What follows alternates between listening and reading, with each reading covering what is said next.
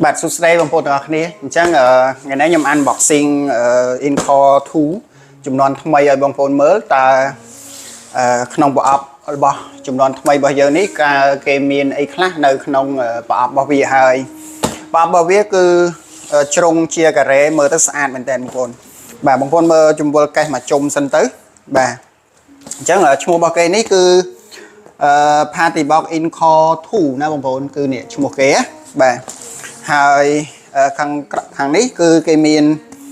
rụp ba miền phơi hai nâng microphone pì bà cái đại con nâng pì bà chẳng microphone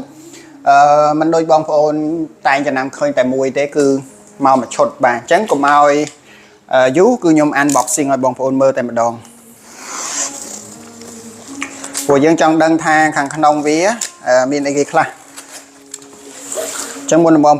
phone tính bong phone đăng thà Ivan đẹp cho mau cho mùi nấu lơ bàn đấy cứ miền ấy khác cứ bong phone ai mơ video thì bàn bà ní chip này hàng nóng hào nhầm chạy bong phone mới chẳng ở miền này tiết tết nông cách cứ tổ tê sạn bà chẳng ở vậy để bong phone chạm máu cứ miền cái buồn trồng này muối cái buồn trồng này cứ miền tục nông nắng cứ đôi chia nó ní kịp rồi bong phone cứ phao này nó xài xa hay năng xài con như sầm rạp tẹt cho môi microphone sầm rạp nơi càng còi bá hay năng microphone bà chẳng đi này càng nóng bà này càng nóng cứ miếng xài xa đôi để vậy để cái bàn đá hay năng xài dưới để bong phone sầm rạp sọc microphone bà miếng bạc cu đi kia này hay ní cứ chia apply microphone bà tí tiết nhom năng đọ trên từng ó trong nhầm xong mơ tu ai bao giờ sân bà nít chi tu ai bao giờ cứ party box Incore 2 chùm non mày bà cả việc cho mà nít cứ ăn pra snao thế bằng vốn ăn pra snao thế cứ pra bọc hết cây bà cây nít cứ cây cắn bằng vốn cây cắn hai bạn vô từ cho năng mà sân ở về smooth ở về rừng bà trong bọc hết nít bật đầu tất cứ về nâng rồi lấy từ được thầm đa đợi đámហើយ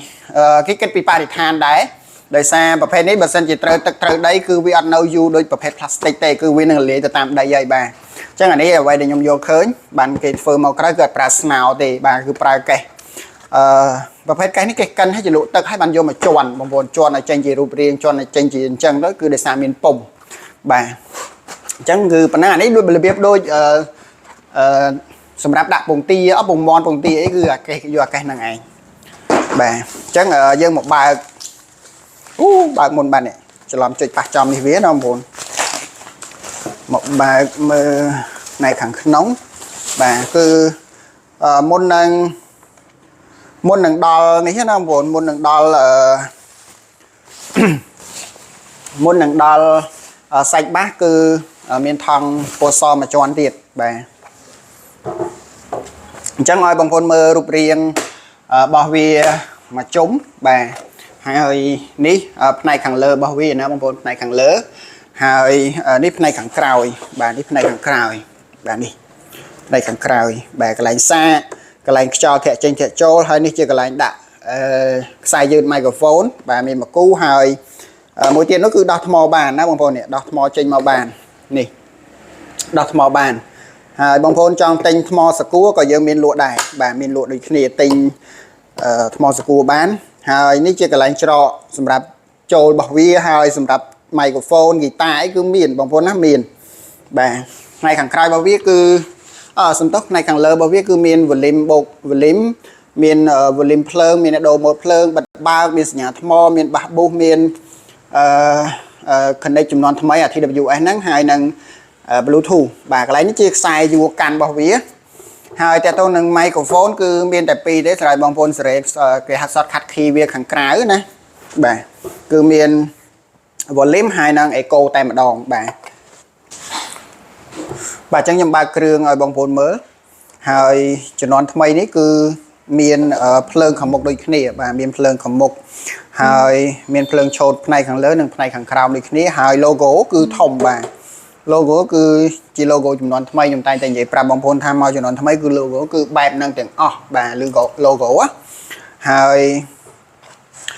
យើងមកតេស្ត microphone អញ្ចឹងផ្នែករបស់ microphone គឺមាន ប៉ុណ្ណេះបាទចឹងខ្ញុំលើកតែ microphone មកទេmicrophone របស់វានេះគឺជាប្រភេទ microphone សាកថ្មណាបងប្អូនអត់ប្រើថ្មដូចស៊េរីចាស់ទេអញ្ចឹងស៊េរីចាស់ប្រើថ្មគឺបងប្អូនមូលដោះដូរវាប៉ុន្តែស៊េរីថ្មីនេះគឺបងប្អូនសាកថ្មបាទហើយចុចក៏ស្រួលដែរតាមមកប៉ាក់ទេគឺវាដំណើរការឲ្យហើយចាប់លឿនមែនតើបងប្អូនចាប់លឿនជាងជំនាន់ចាស់បាទបើកមកគឺចាប់យកហ្មងឥឡូវឈិចហ៊ី1 2បាទអញ្ចឹងវាមាន volume echo និង volume សលេងរបស់វានៅនេះបាទដូចខ្ញុំបានបង្ហាញមុនហ្នឹងអញ្ចឹងឈិចអញ្ចឹង echo របស់វាបងប្អូនដឹងហើយប្រភេទជាប់តួអញ្ចឹងគឺecho របស់វាគឺវាលក្ខណៈរំពងបាទតដូចបងប្អូននិយាយក្នុងបន្ទប់បិទចិត្តអញ្ចឹងបាទឈិច1ចឹងនេះអត់មាន echo ទេណាបងប្អូនអត់មាន echo ទេអញ្ចឹងខ្ញុំដាក់ echo ឈិច1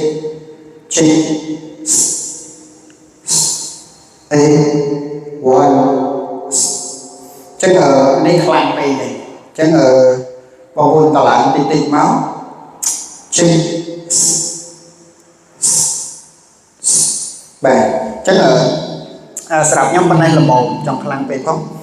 ឈិច1 2 ហ៊ីប៉ុណ្ណេះល្មមបងប្អូនអញ្ចឹងផ្នែក microphone អញ្ចឹង microphone របស់វាគឺមាន logo JBL តូចមួយនៅចិត្តកន្លែងប៊ូតុងបិទបើក off on ហ្នឹងហើយនេះរូបរាង microphone គឺបែបហ្នឹង microphone នេះបងប្អូនស្គាល់ច្រើនហើយគឺខ្ញុំនិយាយបែបហ្នឹងដោយសារបងប្អូនធ្លាប់ឃើញរូបរាងវាចំពោះ microphone ដែល wireless ដាច់ខាងក្រៅគឺมันភ្ជាប់មកជាមួយតួអញ្ចឹងតែរាងក៏ស្តៀងគ្នាដែរបាទហើយ microphone និយាយមកក្រោយខ្ញុំហ៊ាននិយាយថាស្រូបល្អមែនតើស្រូបច្រើន